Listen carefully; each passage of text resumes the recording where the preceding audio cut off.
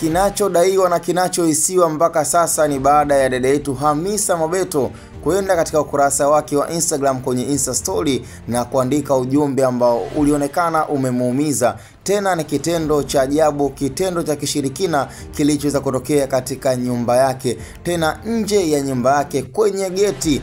Alichoweza kukikuta na alichokiona kama unavyoweza kuona hapo katika hiyo screenshot fupi ambayo unaona kabisa kuna kitambaa chekundu, kitambaa cheusi na matunguli yaliyokuwemo katika vitambaa hivyo. Basi unaambiwa yote hayo aliyakuta dada yetu Hamisa Mobeto, na sasa kwa jinsi ilipofikia ikabidi aingie kwenye mtandao wa Instagram na kuandika kabisa kwamba samanini, tena kwa ukubwa kabisa, kwamba kwa sababu imefikia hatua sasa kila jalala kwake yeye wanaona kama ndo sehemu ya kutupa takataka. Yeye sio jalala, kwamba kila kitu wamtupie. Kwa hiyo ni swala ambalo nafikiri kwa dada yetu Hamisa Mobeto limefikia swala ambalo ni wakati wa yeye kuweza kuzungumza, na kinachohisiwa zaidi ni yule mpinzani wake ama mtu ambaye amekuwa na bifu naye zito, ambaye dada yetu Rushaina. Licha kwamba kulikuwa na msongamano wa maneno na mwisho wa siku dada yetu Rushaina akajikomba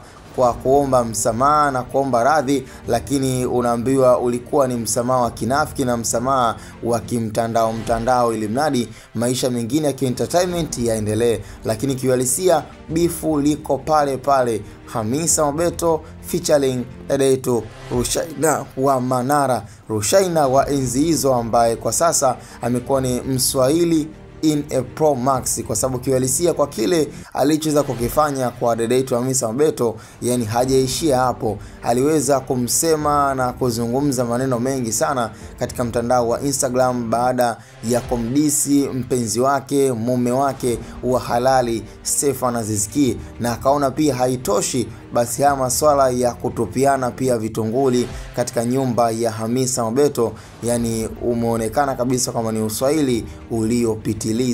Na kiuhalisia kwa Hamisa Mobeto, katika mtu ambaye amekuwa akimuhisi 100%, basi hakuna mtu mwingine zaidi ya dada yetu Rushaina. Kwa hiyo ni swala ambalo linaendelea kuwaumiza sana vichwa wadau, watu wa karibu, familia pia ya Stefan Aziz Ki, ambayo kwa sasa inapitia maswaibu mengi sana. Na hata pia dada yetu Hamisa Mobeto amekuwa akipitia kipindi na wakati mgumu katika maisha yake, kwa sababu watu hawaishi kuzungumza, kuongea, kulopoka na kuweka dua mbaya katika ndoa yake baina ya Stefan Aziz Ki pamoja na dada yetu Hamisa Mobeto. Lakini amini usiamini kwamba kuna watu wanahisi wataachana lini, na wamekuwa wakizungumza kwamba ni swala la muda, lakini we trust the process, kwamba hakuna kinachoshindikana. Kama wameamua kupendana, basi pia ni swala la wao wenyewe kutengeneza na kuhakikisha kabisa kwamba msingi wa ndoa yao unakuwa upo kwa watu wawili. Ebana, tukutane kwenye comment in Hatboy Media.